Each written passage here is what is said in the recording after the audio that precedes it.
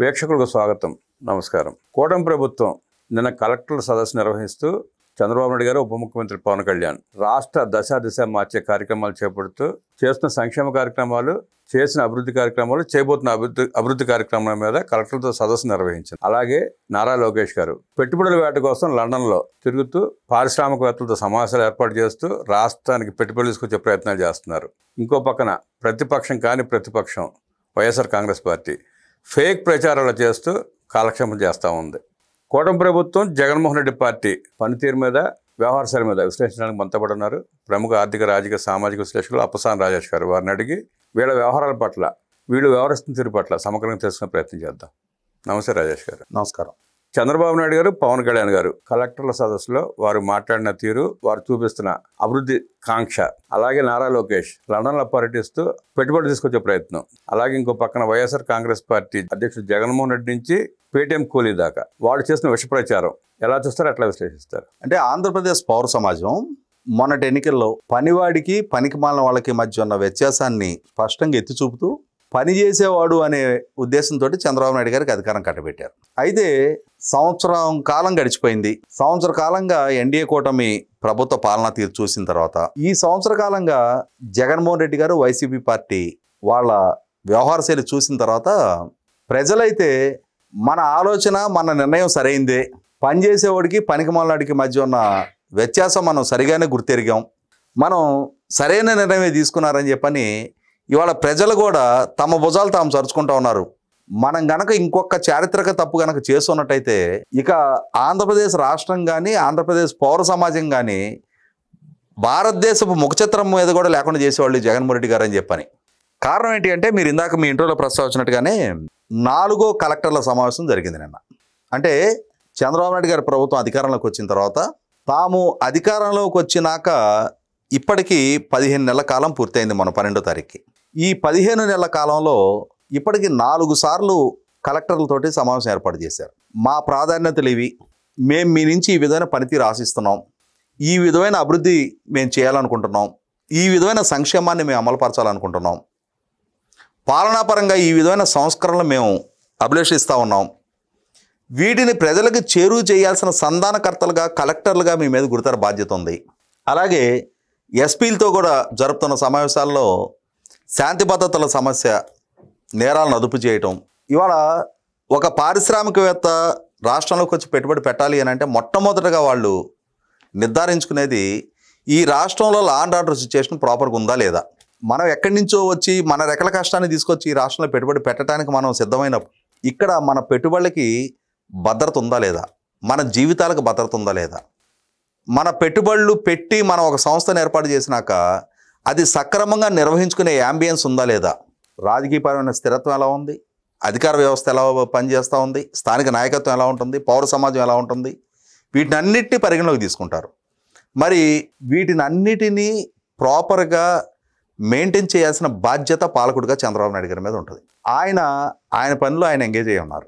రాముడు వెనక ఆంజనేయుడిలాగా ఇవాళ మరి పవనసుత హనుమాన్ అంటాం. పవన్ కళ్యాణ్ గారు కూడా పవనసుత హనుమాన్, ఇవాళ పవన్ కళ్యాణ్ గారు కూడా అదే విధంగా ముఖ్యమంత్రిగా చంద్రబాబు నాయుడు గారిని అనుసరిస్తూ, ఆయనకు అండదండలు అందిస్తూ, ఇవాళ ఎన్నికలకు ముందు ప్రజలలో కల్పించిన నమ్మకాన్ని నిలబెట్టుకుంటూ, మా సయోధ్య ఈ రోజుతో, ఈ ఎన్నికతో ముగిసేది కాదు, ఇది రాష్ట్రం పట్ల బాధ్యతతోటి, రాష్ట్ర ప్రజల పట్ల బాధ్యతతోటి రాబోయే దశాబ్దన్నర కాలము మా ఇదే సయోధ్యను కొనసాగించాలని మేము కోరుకుంటున్నాం. ఏ నమ్మకాన్ని అయితే ప్రజలుగా మీరు మా మీద ఉంచారో ఆ నమ్మకాన్ని నిలుపుకొని తీసుకునే మా పరిపాలన కొనసాగిస్తామని చెప్పని ఆయన కూడా చాలా బాధ్యతాయుతంగా చెప్తా ఉన్నారు. నమ్మకాన్ని పెంచే ప్రయత్నం చేశాడు ఆయన అదే విధమైన నమ్మకాన్ని కొనసాగించే ప్రయత్నం చేస్తూ ఉన్నారు. ఇక మూడో పక్క లోకేష్, వాస్తవంగా తన కొడుకుకి ఫాస్టెస్ట్ చెస్మేట్గా 175 ఎత్తుగడల్ని వేసిన నేపథ్యంలో తనకిచ్చిన అవార్డును అందుకోవడానికి తన కొడుకుని తీసుకొని లండన్ వెళ్ళారు భార్యాభర్తలు ఇరువురు. లండన్ వచ్చాం కదా, ఇటు కొడుకుగా నా కొడుక్కి అవార్డు, తండ్రిగా నేను నిలబడ్డా, నా కొడుకుని ప్రోత్సహించా, తండ్రిగా నేను ఆనందించా, కానీ నేను ఒక రాష్ట్ర మంత్రిని, అధికార పార్టీకి ప్రధాన కార్యదర్శిని, 91,500 నా ప్రజలు నన్ను ఎన్నుకున్నారు, 164 స్థానాలతో మా కూటమిని ప్రజలు ఎంపిక చేసుకునే వాళ్ళు అధికారం కట్టబెట్టారు. నా స్వకార్యం పూర్తయిపోయిన తర్వాత స్వామి కార్యం కూడా నెరవేర్చుకోవాల్సిన బాధ్యత నా మీద ఉంది అని చెప్పని గుర్తెరిగి నిన్న అదే లండన్లో ఇండియా యూకే బిజినెస్ ఫోరంలో తను పాల్గొనడం జరిగింది. ఆ పాల్గొని రాష్ట్రానికి ఉన్న వనరుల గురించి, రాష్ట్ర ప్రభుత్వ పాలసీస్ గురించి, ఇవాళ ఏ సంస్థలు రాష్ట్రం వైపు చూస్తున్నాయి అని చెప్పని రాష్ట్ర బ్రాండింగ్ని పెంచడం గురించి, పారిశ్రామికవేత్తలకి రాష్ట్ర ప్రభుత్వ ప్రతినిధిగా తన అష్యూరెన్సెస్ ఇవ్వడం జరిగింది. మీరు రండి, మీరు ఒక నిర్ణయంతో వస్తే ఒక్కసారి మీరు అక్కడికంటూ అడుగు పెడితే అది మీది కాదు, మా సంస్థగా మేము ఫీల్ అవుతాం. మీరు రాష్ట్రంలోకి అడుగుపెట్టే వరకు మీ సంస్థ, అడుగుపెట్టిన దగ్గర నుంచి మన సంస్థగా మేము ఫీల్ అవుతాం. మన సంస్థగా మీకు అండదండలు మేము అందిస్తాం. మీ సంస్థ కార్యకలాపాలు ఎటువంటి అవాంతరాలు ఆటంకాలు లేకుండా జరిగిపోవటానికి మేము అండదండలు అందిస్తామని చెప్పని ఆయన అష్యూరెన్సెస్ ఇవ్వడం జరిగింది. దాంతో ఇవాళ పారిశ్రామికవేత్తల్లో ఒక నమ్మకాన్ని నెలకొల్పుతూ ఉన్నారు. పారిశ్రామికవేత్తలు రాష్ట్రానికి వస్తూ ఉన్నారు. పారిశ్రామిక ఒప్పందాలు జరుగుతూ ఉన్నాయి. 20 లక్షల ఉద్యోగ కల్పన చేస్తామని చెప్పని యువతకి ఇచ్చిన వాగ్దానాన్ని నిలుపుకోవటం కోసం కృతనిశ్చయులై పనిచేస్తూ ఉన్నారు. ఇప్పటికే సుమారుగా 9.5-10 లక్షల కోట్ల రూపాయల పారిశ్రామిక ఒప్పందాలు ఖరారైనాయి. భారతదేశంలోనే అతిపెద్ద డేటా సెంటర్, భారతదేశంలోనే అతిపెద్ద గ్రీన్ హైడ్రోజన్ ప్రాజెక్టు, భారతదేశంలోనే అతిపెద్ద ఇన్వెస్ట్మెంటు ఆర్సెలర్మిట్టల్ స్టీలు, ఇటువంటివన్నీ ఆంధ్రప్రదేశ్ రాష్ట్రంలో గ్రౌండింగ్ అవుతూ ఉన్నాయి. లక్షలాది కోట్ల రూపాయల పారిశ్రామిక పెట్టుబడులు ఖరారులు అవుతూ ఉన్నాయి. లక్షలాది మంది యువతకు ఉపాధి కల్పన తీసుకు అడుగులు పడతా ఉన్నాయి. ఇంకొక పక్క నిన్న చంద్రబాబు నాయుడు గారి కలెక్టర్ల సమావేశంలో పాలనాపరంగా పౌర సేవలు ప్రజలకి ఎంత వేగంగా చేరువ చేయాలి, రెవెన్యూలో సమస్యలు అపరిష్కృతంగా ఉండిపోతున్నాయి, ఇవాళ ప్రజలకు సంబంధించిన సమస్యలు వేగవంతంగా పరిష్కారం కావాలి, అదే సందర్భంలో పారదర్శకంగా పరిష్కారం కావాలి. సంవత్సర కాలం గడిచిన తర్వాత కూడా రెవెన్యూలోనే ఇన్ని కంప్లైంట్లు ఎందుకుంటున్నాయి, వీటిని పరిష్కరించాల్సిన బాధ్యత కలెక్టర్లుగా మీ మీదే ఉంటుంది. అలాగే మనమిత్ర యాప్ ద్వారా ప్రజలు వాట్సాప్ గవర్నెన్స్ ద్వారా వాళ్ళ ఇంట్లో నుండే పౌర సేవలు పొందే వెసులుబాటు మనం కల్పిస్తూ ఉన్నప్పుడు ప్రజల్ని కార్యాలయాల వరకు రప్పించే ప్రయత్నం మీ వైపు నుంచి ఎందుకు జరుగుతుంది? అటువంటి ప్రయత్నాలు జరగనివ్వద్దు. మన ప్రభుత్వ పాలసీస్కి అనుగుణంగా ప్రజలకి మెరుగైన పౌర సేవలు అందించాల్సిన బాధ్యత మీ మీద ఉంది. అదే సందర్భంలో రాబోయే సంవత్సర కాలంలో 3వ వంతు నేరాలని రాష్ట్రంలో తగ్గించాలి, లా అండ్ ఆర్డర్ సిచ్యుయేషన్ ప్రాపర్గా మెయింటైన్ అవ్వాలి, జాతీయ స్థాయి సగటులో మన ఈ నేరాలు తగ్గిన గణాంకాలు స్పష్టంగా రిఫ్లెక్ట్ అవ్వాలి, ఒక స్టేజ్కి వచ్చేటప్పటికి నేరరహిత రాష్ట్రంగా రాష్ట్రాన్ని మలచాలి. చాలా అద్భుతమైన ప్రణాళికలు ఆయన కలెక్టర్లతో వాళ్ళ బాధ్యతలు గుర్తెరిగేలాగా చేస్తూ, వాళ్ళకి మార్గనిర్దేశనం చేస్తూ, చాలామంది యువ అధికారులు ఉన్న నేపథ్యంలో వాళ్ళ కెరీర్లో వాళ్ళు ఎలా రాణించాలి అనేది సుదీర్ఘ పాలనానుభవం ఉన్న నాయకుడిగా, ప్రభుత్వ అధినేతగా వాళ్ళకి దిక్సూచిలాగా ఆయన మార్గనిర్దేశం చేస్తూ ఉన్నారు. కాబట్టి ఇక్కడ ప్రభుత్వం వాళ్ళ పనులు వాళ్ళు నిమగ్నం అయ్యారు. ఏ నమ్మకాన్ని అయితే ప్రజలు వాళ్ళ మీద ఉంచారో ఆ నమ్మకాన్ని ప్రజల అంచనాల కన్నా కూడా మెరుగ్గా రాణించడం కోసం వాళ్ళ ప్రణాళికలు వాటిని అమలుపరచడం, ఆ అమలుపరిచే ప్రాసెస్లో అధికార వ్యవస్థ సహకారం, ఈ దిశగా వాళ్ళ ప్రయత్నాలు నడుస్తూ ఉన్నాయి. ఇదొక పక్క నడుస్తూ ఉంది. రెండో పక్క వైసీపీ పార్టీ నిన్నటి వరకు అధికారం చెలాయించారు. అధికారం చెలాయించడానికి ఆ రోజున నాడు ప్రతిపక్ష పార్టీగా ఉండి ఆనాటి అధికార పక్షం మీద ఇదే ఫేక్ ప్రచారాలు, ఆనాడు కూడా ఇప్పుడు ఏ స్ట్రాటజీ ఎంచుకున్నారో అదే స్ట్రాటజీ. వాళ్ళకు ఒక సోషల్ మీడియా, వాళ్ళ కొందరు వ్యూహకర్తలు, ఆ వ్యూహకర్తలతోటి కొన్ని వేల లక్షల ఫేక్ అకౌంట్లు సోషల్ మీడియాలో ఓపెన్ చేయించడం, అన్ఐడెంటిఫైడ్ పర్సన్స్ ఎక్కడెక్కడో కూర్చొని వాళ్ళ ద్వారా ఫేక్ ప్రచారాలు చేయించడం, కుల విద్వేషాలు, ప్రాంతీయ విద్వేషాలు రగల్చడం, నాటి ప్రభుత్వాన్ని అప్రతిష్ట పాలు చేయటం, జరగని తప్పులు జరిగినట్టుగా చిత్రీకరించడం, వ్యక్తిత్వాలకు పాల్పడటం, వీటితోటి నాడు 2019 ఎన్నికల్లో వాళ్ళ రాజకీయ ఎజెండా అమలుపరచుకోగలిగారు.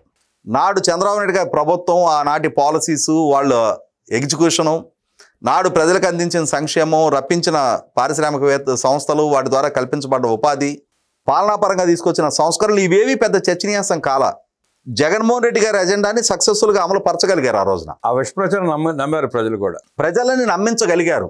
అయితే ప్రజలలో తాము విషప్రచార ప్రభావంలో చంద్రబాబు నాయుడు గారిని కాలదన్నుకున్నాము, జగన్మోహన్ రెడ్డి గారిని ఎంపిక చేసుకొని మనం తప్పు చేశామని వాళ్ళు రియలైజ్ కావడానికి ఎన్నాళ్ళ పట్ల అలా రియలైజ్ అయిన ప్రజలు 2024 ఎన్నికల్లో ఏ తీర్పు ఇవ్వాలో ఆ తీర్పు ఇచ్చారు. కానీ వైసీపీ పార్టీ మాత్రం అదే పాత చింతకాయ పచ్చడి, అదే పని నడుస్తుంది. ఆనాడు ఏ విధంగా అయితే ఫేక్ ప్రచారాలు కొనసాగించారో ఈనాడు కూడా ప్రభుత్వం మెడికల్ కాలేజీలు పీపీపీ మోడు అని చెప్పని ఒక నిర్ణయం రాగానే మొత్తం ప్రైవేటైజేషన్ చేసేపోతున్నారు.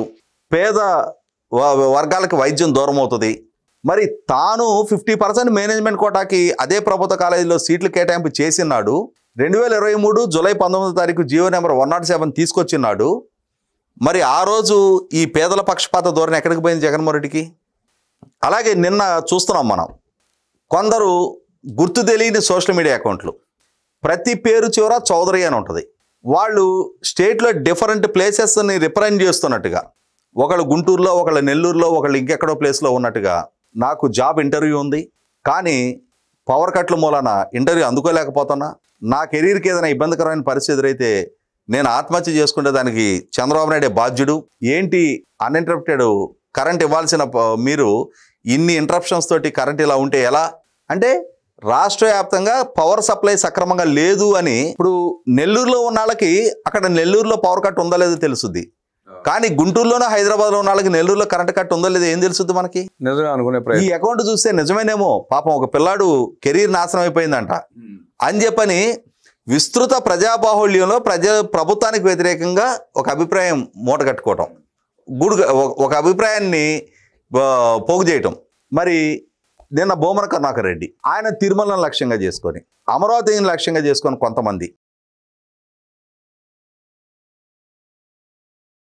అదే అంటున్నా. అంటే 2019లో ఏ విధానాన్ని ఎంచుకున్నారో అదే విధానాన్ని అమరావతిని లక్ష్యంగా చేసుకొని, యూరియాని లక్ష్యంగా చేసుకొని, అలాగే కుప్పంకు నీళ్లు ఇవ్వడాన్ని లక్ష్యంగా చేసుకొని ప్రాంతీయ అసమానతలు పెంచే ప్రయత్నం, అలాగే 16,347 టీచర్ నియామకాల కోసం డిఎస్సి నోటిఫికేషన్ ఇస్తే దాన్ని లక్ష్యంగా చేసుకొని, ఆఖరికి వాళ్ళ వ్యవహార శైలి ఎలా ఉంది అని అంటే, నిన్న వివేకానంద రెడ్డి గారి హత్య కేసు విచారణ మీద సుప్రీంకోర్టులో విచారణ జరిగింది.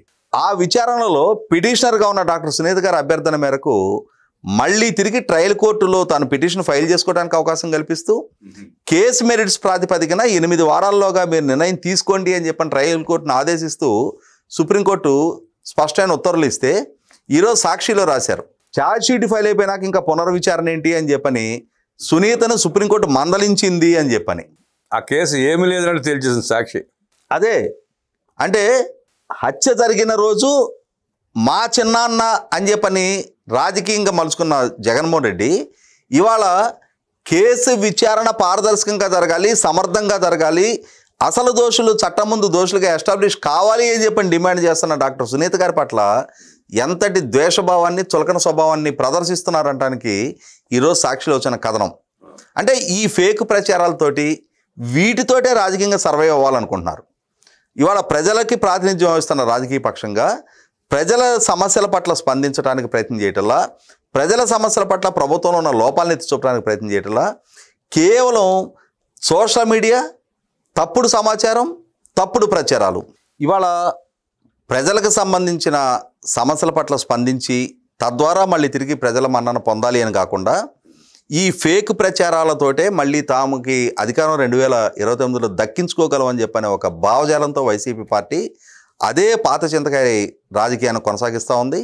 100% 2019 నుంచి 24 వరకు పాలకుడిగా జగన్మోహన్ రెడ్డి పాలనా తీరును చూసిన తర్వాత, ఆయన పాలనా దక్షతను చూసిన తర్వాత, ఆయన పాలన తమ మీద, తమ బిడ్డల భవిష్యత్తు మీద, రాష్ట్ర భవిష్యత్తు మీద చూపించిన ప్రభావాన్ని ప్రత్యక్షంగా అనుభవించిన ప్రజలు పాలకుడిగా జగన్మోహన్ రెడ్డి పాలనకి ఇచ్చిన తీర్పు మొన్న. కాబట్టి ఇవాళ మళ్ళీ తిరిగి నాయకుడిగా జగన్మోహన్ రెడ్డిని పరిగణలోకి తీసుకోవాలి అని అంటే ఈ ఫేక్ ప్రచారాల మాటనే రాజకీయంగా తన మనుగడ సాగించుకోవాలని చెప్పిన జగన్మోహన్ రెడ్డి భ్రమల్ని పరిగణలోకి తీసుకోవడానికి ప్రజలైతే సిద్ధంగా లేరు. 23 సంవత్సరాల క్రితం ఒక శిల్పి అసంపూర్తిగా వదిలేసిన శనేశ్వరుడు విగ్రహాన్ని పట్టుకుని నిన్న బోమన కరుణాకర్ రెడ్డి ఎలా రాజకీయం చేసే ప్రయత్నం చేశాడో చూసాం మనం. ఈ 23 సంవత్సరాలు ఆయన ఏదో ఒక పదవిలో ఉన్నాడు. అక్కడ తిరుపతిలో టీటీడీ చైర్మన్గా 2 సార్లు చేశాడు, ఎమ్మెల్యేగా చేశాడు, మున్సిపల్ కార్పొరేషన్ చైర్మన్గా చేశాడు, టీటీడీ డైరెక్టర్గా కూడా చేశాడు. ఈ 23 సంవత్సరాలు కళ్ళు మూసుకున్న బోమన కరుణాకర్ రెడ్డి నిన్నే ఆ విగ్రహం గురించి మాట్లాడటం, మీరు అన్నట్టు ఫేక్ ప్రచారం, ప్రజల్లో ఒక రకమైన భావజాలను వ్యాప్తి చేసే ప్రయత్నం చేస్తున్నాడు. అంతిమంగా ఏళ్ళని అడ్డుకట్టు వేయాలంటే ప్రభుత్వం ఏం చేస్తే వీళ్ళ అరాచకాలు ఆగుతాయి అంటారు? ఒకటి, ఉద్దేశపూర్వకంగా ప్రభుత్వాలని వ్యవస్థలని అప్రతిష్ట పాలు చేయాలని చెప్పని ప్రయత్నం చేసే ఎవరినైనా సరే, ఇక్కడ ఇంకోటి కూడా ఏమవుతుందంటే సోషల్ మీడియా అకౌంట్ల మాటున తప్పుడు సమాచారాన్ని వ్యాప్తి చేసే వాళ్ళ మీద చట్టపరంగా చర్యలు తీసుకోవాలి అని చెప్పని దాని మీద ఒక మంత్రివర్గ ఉపసంఘాన్ని నియమించారు.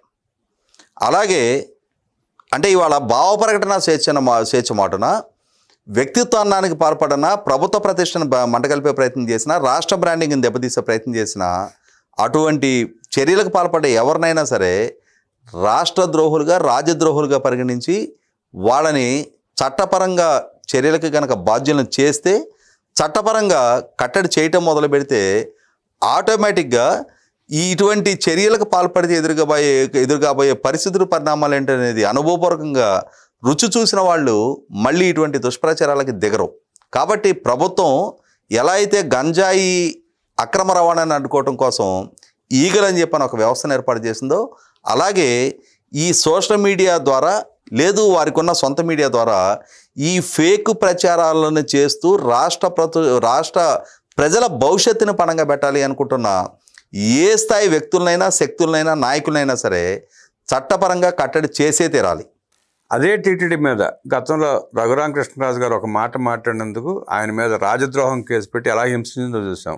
బోమన కరుణాకర్ రెడ్డి 14 మాసాలుగా టీటీడీ మీద అనేక రకమైన ఆరోపణలు, రకరకాల ఆరోపణలు, భక్తులు మనోభావాలు దెబ్బతీసేలా మాట్లాడుతున్నా ఇంతవరకు అరెస్ట్ చేసే ప్రయత్నం కూడా చేయలేదు ప్రభుత్వం.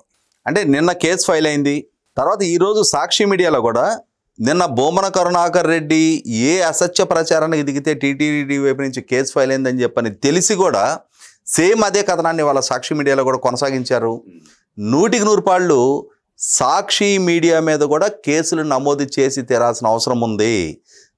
ఏ విష ప్రచారం చేయడానికైనా పత్రికా స్వేచ్ఛ మాటన మాకు హక్కు ఉంది అని చెప్పని భావించిన పక్షంలో పత్రికా స్వేచ్ఛ వేరు, రాజకీయ ఎజెండా వేరు.